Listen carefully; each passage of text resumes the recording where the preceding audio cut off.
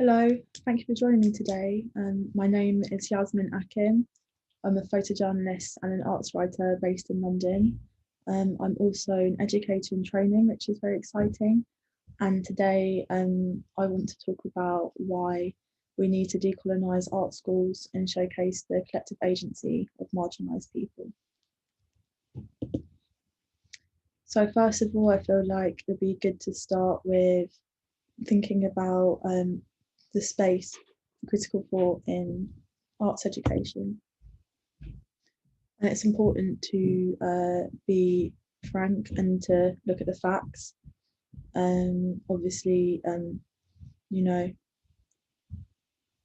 there are systematic issues at play, but there is a concerning gap between the attainment of grades between white students and students of colour. Obviously, class comes into play as well.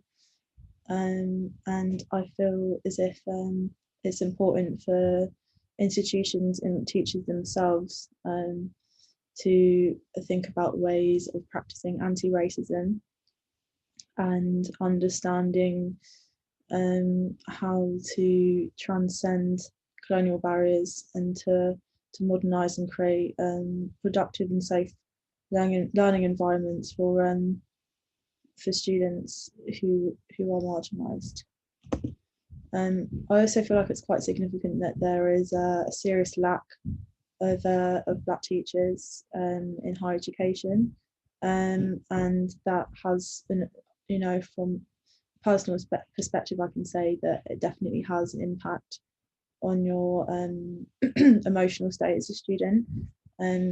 As a working class mixed race woman, I felt like the odd one out. I mean, I went to the London College of Communication, UAL, and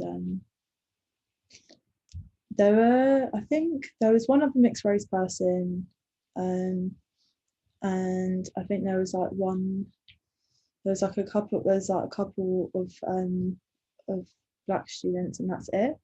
I didn't have one teacher of colour, and it's not to say that I didn't appreciate my education. I'm just saying it's interesting how, I'm from London, I'm used to being in a diverse environment. I go to uni and it was a complete culture shock. Like, everyone was different to me, different backgrounds to me, and instead of me having the confidence to be like, oh, this is where I'm coming from, this is what I'm like, I did that within my own space. Like, I wasn't really like getting out there and like engaging with people enough. And imposter syndrome is something that a lot of people experience, and it's something that has a significant impact on being able to finish uni and to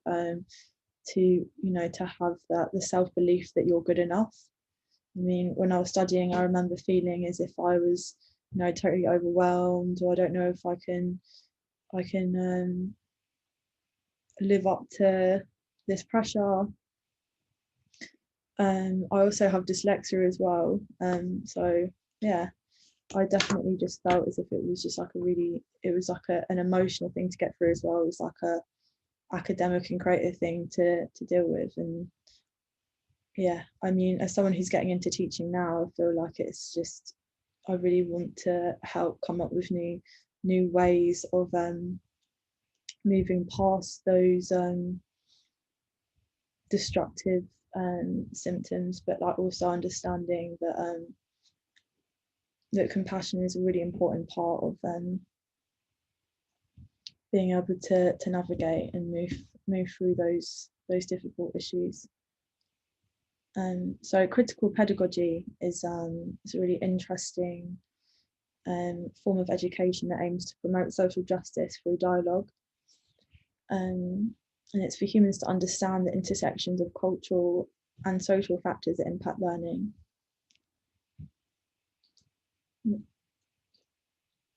Making the awareness of societal prejudice a part of teaching and learning to impact positive social changes. And the aim is to have a long-lasting positive outcome in wider society as a result of this shared learning. So I was saying before about compassion, it's really important to hold that in the space. Obviously, art schools are competitive and everyone is, there's a lot of talent in the room and people feel like they have a lot to prove. But then when it comes down to the personal being political, there is a lot to gain from coming back to yourself and seeing yourself as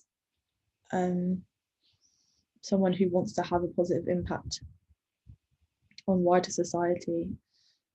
So a way of accessing that knowledge can be through dialogue and just being able to talk about your life experiences as a part of your practice.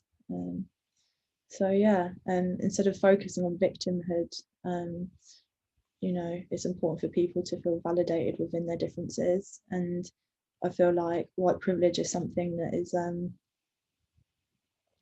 it's easy for that to be swept under the carpet because people feel uncomfortable, and they'd rather have an equal playing field.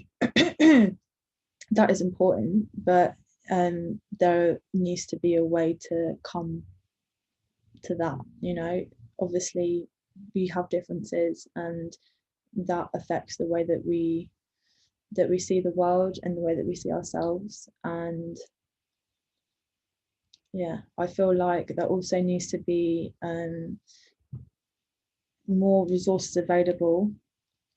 When I was studying, I felt as if because of the way that art history is and modernism is within that curriculum, I felt as if I was sort of digesting all of this very just like white male heavy theory and art practices. Like, you need to deconstruct these thinkers to get to this stage. I understand everything is about comparison, but there wasn't enough comparison. It was like we needed to learn the basics, and it's like the fundamental, the most important thing is always white men. So it's like, okay, how can we learn how to deconstruct these ideas in a modern context, looking at queer theory, race theory, black feminism, and kind of having lectures and modules that are like based in the awareness of marginalised people, rather than it coming from a perspective of privilege. So inclusive teaching refers to the creation of a learning environment which provides all students, regardless of their background, with an opportunity to fulfill their own learning potential and support other students who may wish to learn from them.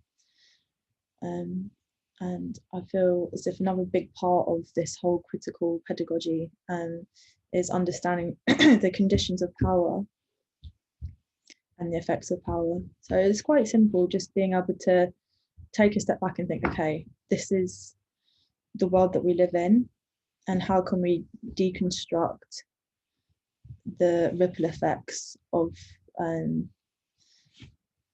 this power structure. And collective unlearning has the ability to turn theory into practice. And I find that there's definitely a lot of hope in that, because when you're working with young people, it sounds very cheesy, but they are the future, and you don't know what they could be doing with that insight. I feel like education can be quite rigid, and it's time to have new forms of teaching that are engaging and caring and positive. I feel like I don't want to be too negative, but I feel like the art world is very competitive, and it's important to make people understand that that they need to work very hard. But I feel like it's an opportunity to have a sort of like a radical safe space for people to have debates and to actually wear their hearts on their sleeve and not hide behind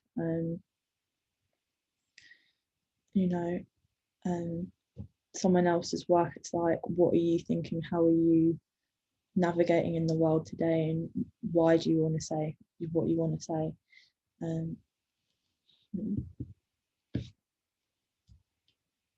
So Paulo Freire, who wrote Pedagogy of the Oppressed, is someone who's like well known in terms of critical pedagogy. He's inspired it as like as a form of teaching, and he's very interested in critical thinking being an element of social change. It's important not to be too idealistic and think that, oh, by us having conversations we're changing the world instantly. It's understanding that it's an aspect and something that people deserve to be a part of. You know, if you're walking into an educational space, you might find these spaces through subgroups, but why not make it more of a normal thing to be engaging in this way? So this quote I find really interesting in terms of the way that people, thinking about the way that people are having to shift and navigate and see themselves through a different perspective, like understanding that they've been that they're unconsciously taking in a lot of abuse through propaganda and like power dynamics in society. So it says, propaganda, management, manipulation, all arms of domination cannot be the instruments of their rehumanization. The only effective instrument is a humanizing pedagogy in which the revolutionary leadership establishes a permanent relationship of dialogue with the oppressed. In a humanizing pedagogy, the method ceases to be an instrument by which the teachers, in this instance, the revolutionary leadership, can manipulate the students, in this instance, the oppressed, because it expresses the consciousness of the students themselves. And yeah, I feel like that is it's very powerful, thinking about how when you come back to mindfulness and, you know, the way that you're literally perceiving the world in yourself, you need to understand that social justice comes from within, and through a community-based effort. Usually you're usually inspired to deconstruct oppressive ideals by sharing and being open with other people. So that brings me to my plug for Shades of Noir and Teaching Within. When I graduated, I got a job as a content developer for Shades of Noir. They're a really amazing organisation. It was set up by Aisha Richards about 10 years ago. She's an activist and an academic. And yeah, basically Shades of Noir is all about creating space for people of colour to come together and reflect. And their website, they have so many resources, so much information, like student work, reviews of artists, poetry. I was doing photo stories, thought pieces, and they also have terms of reference scenes, where they have sort of topics that are they're illustrated through different submissions, and they have another aspect called Teaching Within, and that's where they are putting these ideas of concepts and hope and process into a physical manifestation of change, which is getting more academics, artists, anti-academics into teaching. And in my case, UAL, where I studied, so kind of feels like a full circle. And I wouldn't have been talking about all of those things to do with teaching styles and pedagogy if it wasn't for my introduction to teaching within. So I think that kind of proves my point is like access to information is invigorating, and it's very important for people to to have spaces where they can be open and raw, and in terms of having inclusive spaces, that's a whole part of it, like learning together and moving forwards. So yeah, I think basically it's important to have a commitment to society and also to oneself. And I feel as if critical consciousness can definitely have like a really big impact on the way that people are expressing themselves as practitioners. Bell Hooks, an amazing thinker, in her book Teaching to Transgress, said, "Making the classroom a democratic setting where everyone feels a responsibility to contribute is a central goal of transformative pedagogy. Throughout my teaching career, white professors have often voiced a concern to me about non-white students who do not talk. As the classroom becomes more diverse, teachers are faced with the way the politics of domination are often reproduced in the educational setting." She says it so well, and yeah, it's true. I feel as if it's something that we need to move past rather than, it being an elephant in the room. I'm very interested in being a part of that shift by being the person to talk to, and being able to sort of like unpack things rather than leaving it as a topic that someone's looking at in their arts, seeing it as something that is a humanitarian sort of undertone. So now I'm going to be talking about the colonial white male gaze in photojournalism, and I feel like iconography is a good place to begin thinking about how we're given a reflection of what the people in power want us to see within ourselves. So media-based iconography is a reflection of capitalism being manifest in the way that we see ourselves and one another, where reality becomes unreality and effectively a mirage. I'm also really interested in a situationist international, and how they talk about the spectacle and how the spectacle is like linked to this unreality of realities. So in the Society of the Spectacle, Guy Devlin says, the spectacle is not a collection of images, but a societal relation among people mediated by images. An example of this is through the colonial gaze in historical and even contemporary documentary photography, we're repetitively shown images of people as othered. So in a simple way, I feel like the spectacle illustrates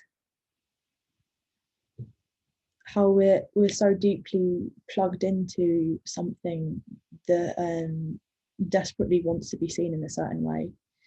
And in terms of us moving forwards, we can't forget what's happened, but we can reimagine and look forwards and think about how we would like to be represented, knowing that those ways of perceiving other people is like it's something that is definitely outdated but still prevalent within white supremacy and iconography in general. But Stuart Hall says, the articulation of an arbitrary sign, whether visual or verbal, with the concept of a referent is the product not of nature, but of convention. And the conventionalism of discourses requires intervention, the support of codes. These conditions of perception are, however, the result of highly coded, even if virtually unconscious, set of operations, decodings. This is as true of the photographic or televisual image as it is of any sign. So again, I think it's like being aware of how the visual image is so powerful in the way that that we perceive our society, and how society is governed by people who don't have interest for humanitarian interest. They're in a place where it's faceless. So yeah, I feel like it's important to think of ways to move past that within your own work and your own way of being able to deconstruct that reality. So, and he also says there's no understanding Englishness without understanding its imperial and colonial dimensions. And he just says it how it is, you know, it's true. It's you can't turn your back on something that's so prevalent within the history of this country, and you can't. It's important to be aware of why things are presented in a certain way. So the Making Jamaica exhibition was held at Autograph Gallery a few years ago, and they displayed some images from the Caribbean Photo Archive. So this is literally the white male colonial gaze, and the images, they commodify Jamaica as a tourist destination, a tropical paradise, objectifying the individuals photographed and the names of the individuals objectified, and only the names of the photographers were recorded. So in this image, I feel like, you know, it's obvious that this lady doesn't want her image taken. Her arms are crossed. She's not looking at the camera, and I feel like there is something that's like deeply moving about this image, because at the time, obviously, there's like a sort of ambivalence. I'm going to take this image because I can, but now in the current context, you know, revisiting this image, revisiting this person, their life experience, you can see, you know, what this image represents, and the, you know, the pride is definitely like prevalent in the image, where she has this dignity that is untouchable, and she's still immersed within an environment that that doesn't see her. And yeah, I mean, this archive is significant because it shows the like a time in history in Jamaica where they've gained independence, but yet they're still dealing with white supremacy, and like what that looks like, and how the way that that whole situation is commodified is so, it's like the opposite of it being a happy-go-lucky package, you know. It's I find the juxtapositions of catastrophe and like entertainment is like something that's like a part of our culture, and it's almost as if it's camouflaged through what we see these days, because we become desensitized, and you know, looking back at these images of people who are you know, being photographed for tourism reasons, it's you know, there isn't enough cultural pride being represented in these images. It's like, you can come here and enjoy the space, and you know, it's definitely something that is enraging. but revisiting the images is important because you, as I was saying before, you're able to see the foundations of colonialism. A really interesting aspect of this exhibition was a commission of Ingrid Pollard. She's a really amazing photographer. And her work often deals with the themes surrounding Britishness, the landscape, race, otherness, and representation. She is also one of the members of the Association of Black Photographers in the UK. And yeah, so the autograph commissioned her to do this piece, the Valentine Days, where she hand tinted the images from that archive, and it's like a way of, as I was saying before, like revisiting and humanizing the people photographed. And she says, looking at the images for many hours as I tinted them by hand, I felt caught in the awe of the photographs and identified the people in them. It reminded me of what scholar Laura Marks wrote about loving disappearing images.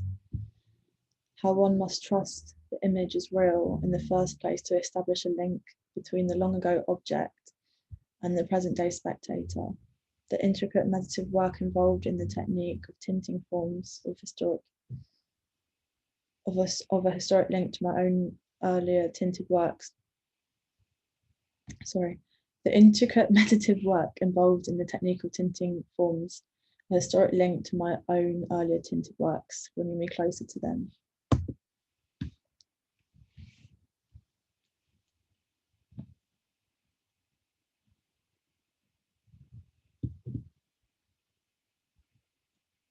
And thinking about the landscape and how people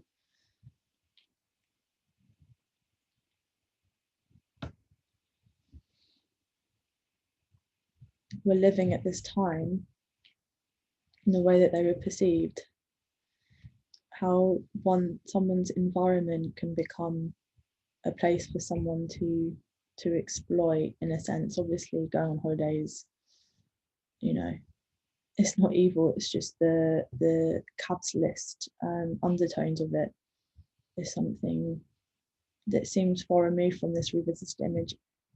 It's reclaiming people living within their live in like natural environment.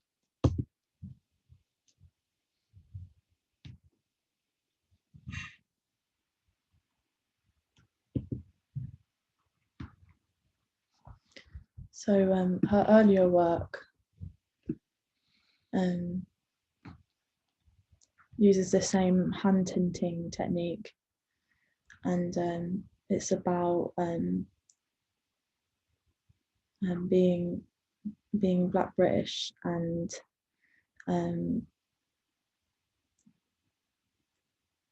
feeling othered in rural areas.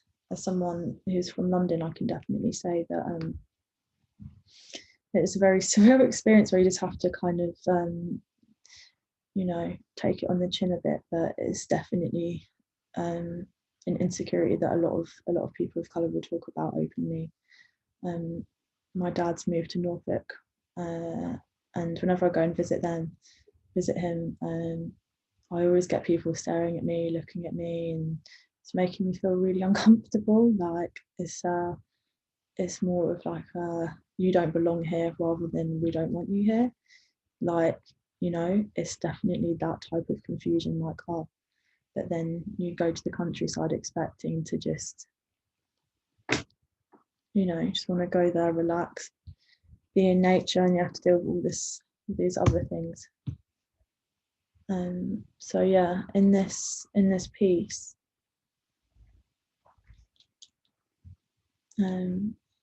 she's revealing the feelings of alienation and otherness. As a Black British female artist, Pollard is one of those people whom the historian and writer C.L.R. James described as being in a position to give a new vision, a deeper and stronger insight into both Western civilization and the Black people in it.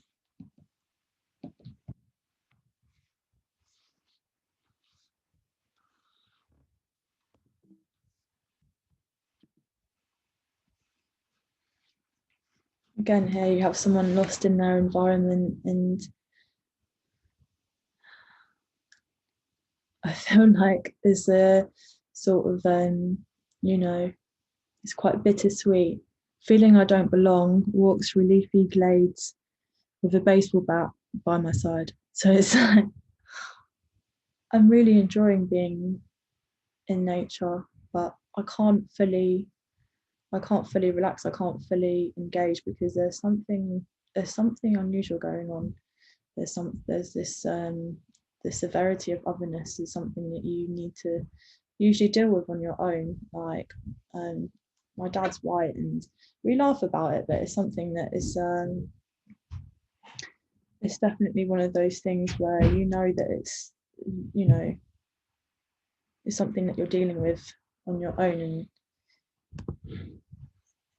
it can be very surreal, especially if you're used to being around people who are from all different walks of life. You go there and you're like, you guys are missing out. What is going on here? So there's like that protective energy, but then also the reflective, deep, um, sort of process that goes on when you step outside of your comfort zone. You know, you're sort of like confronted with,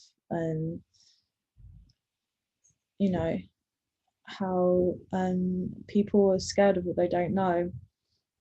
You know, I don't want to call the people in my dad's village racist, but I was there recently and was playing with the kids, his kids, and these they've got like these friends who are black boys, and we were walking back past this pop-up restaurant, and the ladies were, oh, did you have a nice time? How was it? Oh, are these your kids, by the way? And it's like, just because they're black doesn't mean that they're my kids. And apparently they knew their mum as well. It's like, oh, like that was the first thing they said to me, is trying to sort of be friendly, but saying something that is like quite random. It's like, why do these people need to be my kids? You know, just because I suppose you had to be there, but it just felt really irrelevant. It was like, okay, cool.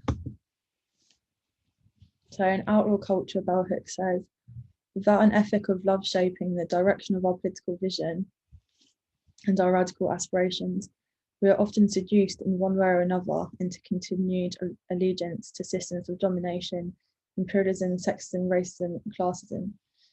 It has always puzzled me that women and men who spend a lifetime working to resist and oppose one form of domination can be systematically supporting each other. So yeah, it's like those ladies in countryside, you know, they were trying to support me, like, oh, we having a nice day, you know, just as another human. But then, you know, little did they know that they were supporting their white privilege by being, you know, not aware of how I felt at that time, by putting themselves in a position where they weren't being thoughtful. So in this last part of the talk, I'm going to be thinking about progression, and the Black Lives Matter movement has given me a lot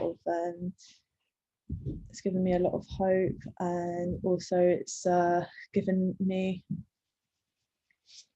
an insight into collective rage and how important it is for us to be together. I suppose it's very surreal because of the time that we're in right now, with it being in a pandemic. But I feel as if the fact that people are still willing to come together and have their voices heard and to hold each other is something that's like is very powerful. And yeah, basically this is an international effort, and you know, being able to document it you know, it is a privilege having a practice where I feel like I can engage with a movement that I care about, and, you know, connect with others who see me for me. Yeah, I feel like we have so many contemporary documentary photographers who are white. I mean, the photography world is ruled by white men, and I feel like it's important for movements to have like an authentic portrayal, and for there to be an engagement rather than like a sort of gaze that's like, you know, I think it's important for people to feel like they're being seen rather than being shot. So in terms of my practice, empowering photography is collaborative. If one looks closely, it allows the viewer to make their own mind up about a person for who they truly are, as well as the photographer. I want to create new realities as an image maker, using art as a form of therapy.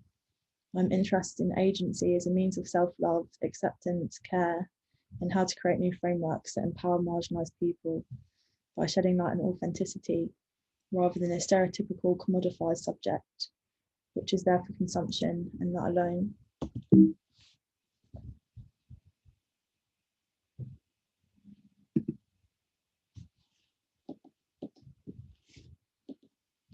So I really like this this image. It is taken at the Pride March, which interlinked with the Black Lives Matter protest, and it's showing solidarity for the gay rights movement.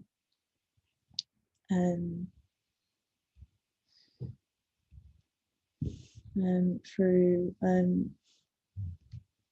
understanding that there are intersections within social change, and I feel like this image like represents the hope and the joy of like celebrating persistence. And yeah, Marsha P. Johnson was obsessed with flowers and sunflowers and beauty, and I feel like this image represents her efforts to yeah, sort of, she was a voice for the Stonewall movement. As a trans woman of color, she represents the, you know, how sort of like gay rights and issues to do with race were all combined, and how people find a lot of can find a lot of power through being able to be seen in like a mainstream protest, because I feel like before Black Lives Matter protests wouldn't have been as explosive and diverse, and this year I feel like things have shifted, and I feel like that has a lot to do with the intensity of our times. Obviously, you know, I have utopian ideals, but I understand that, you know, things are in a very unstable place, and we need to keep the hope up, but also, yeah, I feel like a lot of people have been thinking about what really matters, and because of that, you know, these protests were very open to all different life experiences and different voices, and people were actively, or they are actively learning from each other. And this type of history, in terms of understanding, like, you know, gay rights being possible because of a black trans woman, so something that needs to be spoken about more in public. And yeah, I like this image because I feel like you know, it just goes to show that you know, coming together can be very uplifting and special. And the energy on the streets was really awesome as well. Sort of, as you can see here, like someone in his car, just like he was like proper like tooting his horn and like playing his music, and like then we have someone with like a massive sound system. It was just, yeah, it's definitely an amazing thing to be a part of. This is from the first protest that I went to for first Black Lives Matter protest, and I remember just realizing how serious it all was and how people were not, they weren't messing around. And this is another image. For me, it kind of represents the sort of community effort that you have in social movements, and how people need to uphold each other to move forward. And yeah, especially because of the setting of it, you know, in Charing Cross, I feel as if that area is very loaded, and being able to reclaim the space in the physical space in an emotional way is it's very powerful. And yeah, I think with this was I took these before the march. It was like people gather in Hyde Park in the speaking corner area, and people getting pumped. There's a few talks going on, and I just felt, I mean, it was like the first time that I'd taken pictures outside of my house for a long time. And, you know, I'm sharing these images because it feels like I had a way to sort of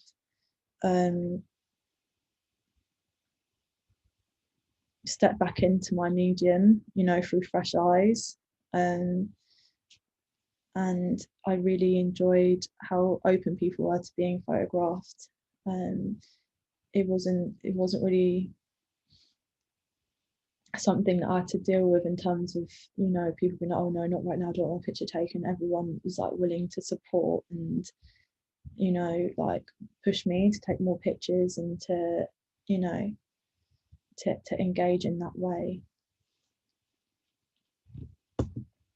And this was taken when a really powerful talk was going on. And I feel like you can see, yeah, there's a connection in this image. And I, you know, obviously self-promotion is important. I feel like it's important for photojournalists to actively engage with their subjects, rather than to just capture them in the right light, the right time.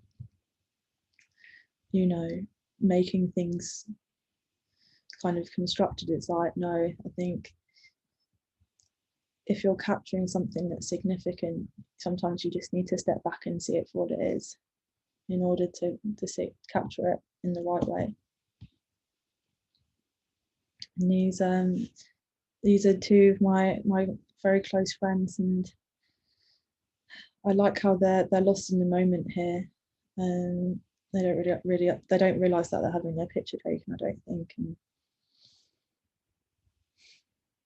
yeah, I feel like, again, it's about that whole collective strength, and being able to capture the indignation of everything, the sort of determination that goes behind these movements. You know, this is a physical sense, but there's a lot of work being done behind the scenes. And I feel like capturing emotions and like capturing rage is like really important, because it shows people in a way that isn't passive. You know, it shows people that yes, they are strong, and they're able to carry on going, you know. So a portrait of good friend Chad, and I really like how central he is in the image. They are in the image, and yeah, I felt that was it was an interesting match. I was taking pictures and I lost my friends. I got lost, and they all just carried on taking more pictures and bumping into people. It was yeah, it's really amazing.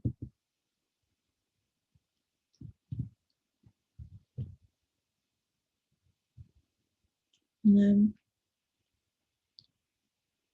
yeah, I like how they're both centered in these pictures, and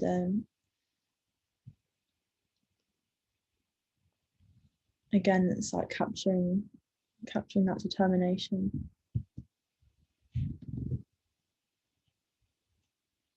And then here we have this young girl who really caught my eye. I took a portrait of her, but I feel like I really prefer this group image because she's in movement and you can just see like the amount of energy she has. It's really cool.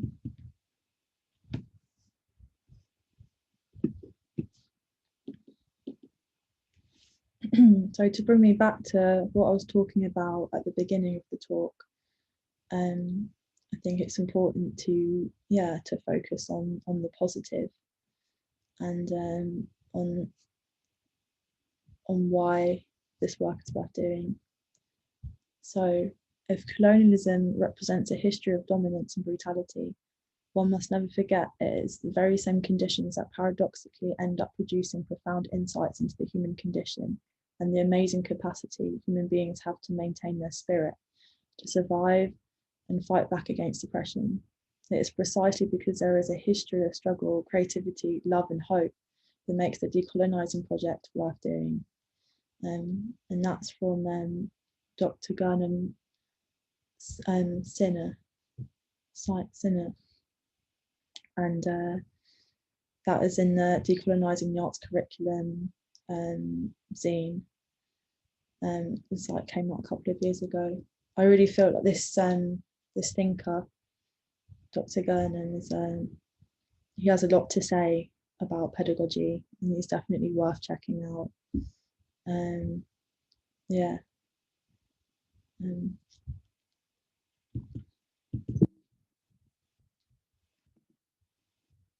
Okay, so thank you for listening, and I'm open to questions on Discord.